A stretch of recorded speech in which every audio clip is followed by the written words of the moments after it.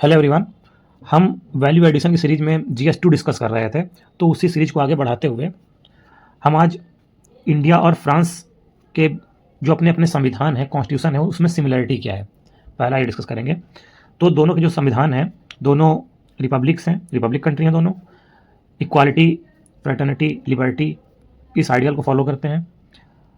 दोनों के constitution written है, दोनों सेक्युलरिज्म को फॉलो करते हैं, रूल ऑफ लॉ है, डेमोक्रेटिक सिस्टम है।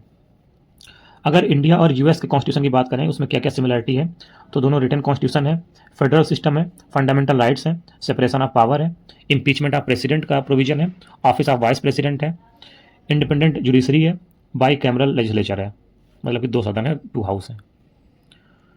इंडिया और ब्रिटेन के कॉन्स्टिट्यूशन में क्या क्या सिमिलरिटी है, bicameralism, parliamentary form of government, rule of law, parliamentary privileges, nominal and real executive, writs provision, cabinet system और सिंगल सिटीजनशिप। अगर हमें फंडामेंटल राइट और डीपीएसपी में डिफरेंस लिखना है तो कुछ इस तरह से कर सकते हैं। जो फंडामेंटल राइट है वो नेगेटिव नेचर का होता है, डीपीएसपी है वो पॉजिटिव नेचर का होता है। फंडामेंटल राइट जस्टिसिएबल होता है, डीपीएसपी नॉन जस्टिसिएबल होता है। फंडामेंटल राइट पॉलिटिकल डेमोक्रेसी को इस्टेब्लिश करता है, DPSP social and economic democracy को इस्टेब्लिश करती है। फंडामेंटल राइट ऑटोमेटिकली इन्फोर्स हो जाता है, डीपीएसपी को इन्फोर्स करने के लिए लेजिस्लेशन की जरूरत पड़ती है, यानी कानून बनाना पड़ता है। जो फंडामेंटल राइट होता है वो इंडिविजुअलिस्टिक होता है, यानी कि पर्सनल होता है, और ये सोशलिस्टिक होता है। इसमें या इसको लीगल सैंक्शन प्राप्त है, इसको मोरल और पॉलिटिकल सैंक्शन मिला हुआ है। अगर डिफरेंस लिखना हो पार्लियामेंट्री सिस्टम और प्रेसिडेंशियल सिस्टम में तो ऐसे लिख सकते हैं। जो पार्लियामेंट्री सिस्टम होता है वो ड्यूअल एग्जीक्यूटिव होता है वहाँ पे, और जो प्रेसिडेंशियल फॉर्म ऑफ गवर्नमेंट होती है वहाँ पर सिंगल एग्जीक्यूटिव होता है। पार्लियामेंट्री सिस्टम में पॉलिटिकल होमोजेनिटी होती है, और यहाँ पर पॉलिटिकल होमोजेनिटी नहीं भी हो सकती है। पार्लियामेंट्री सिस्टम में डबल मेंबरशिप होती है, और प्रेसिडेंशियल सिस्टम में सिंगल मेंबरशिप होती है। पार्लियामेंट्री सिस्टम में लोकसभा डिजॉल्व होती है, प्रेसिडेंशियल सिस्टम में लोकसभा या लोअर हाउस डिजॉल्व नहीं होता है। इसमें फ्यूजन ऑफ पावर होता है पार्लियामेंट्री सिस्टम में, और इसमें सेपरेशन ऑफ पावर होता है।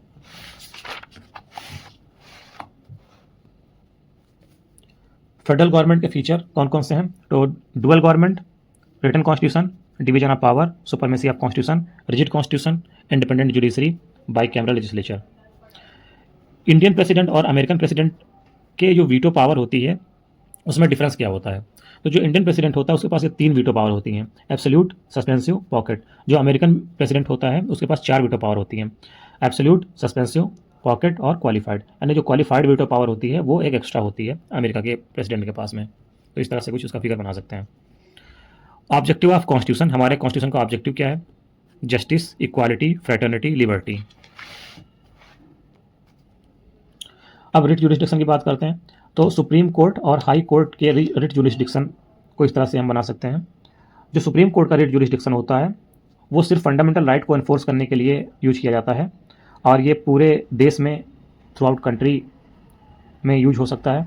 और जो जो सुप्रीम कोर्ट का रिट जुरिस्डिक्शन है उसके अंतर्गत सुप्रीम कोर्ट इसको एंटरटेन करने से मना नहीं कर सकती है। मतलब आर्टिकल 32 के अंतर्गत आता है रिट जुरिस्डिक्शन सुप्रीम कोर्ट के लिए, तो आर्टिकल 32 अपने आप में फंडामेंटल राइट है, तो इसलिए सुप्रीम कोर्ट इसको रिफ्यूज नहीं कर सकती है। हाई कोर्ट के अगर रिस्पेक्ट में देखें तो जो रिट जुरिस्डिक्शन है वो फंडामेंटल राइट के लिए और अदर पर्पज के लिए यूज होता है। मतलब जो रिट जुरिस्डिक्शन हाई कोर्ट का है वो सुप्रीम कोर्ट से ज़्यादा है, वाइड है, इसका रेंज बड़ा है, और जो हाई कोर्ट का जुरिस्डिक्शन होता है उतने में वो अप्लाई होता है। हाई कोर्ट का जो रिट जुरिस्डिक्शन होता है वो आर्टिकल 226 में लिखा हुआ है, लेकिन आर्टिकल 226 एक फंडामेंटल राइट नहीं है, इसलिए हाई कोर्ट रिट जुरिस्डिक्शन मतलब कि रिट को इंटरटेन करने से मना भी कर सकता है, लेकिन सुप्रीम कोर्ट नहीं कर सकता है।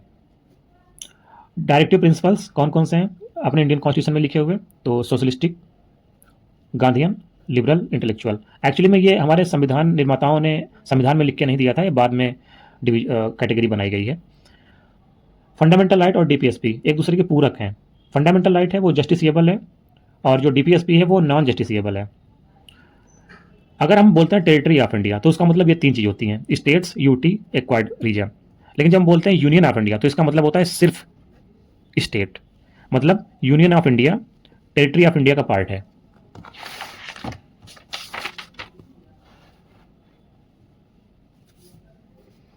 प्रियम्बल, तो प्रियम्बल की 2 मेन विशेषताएं हैं। ये नॉन जस्टिसिएबल होता है और ये not a source of power to legislature. Fundamental right जो सिर्फ सिटीजन के लिए अवेलेबल है, article 15, article 16, article 19, article 29, article 30।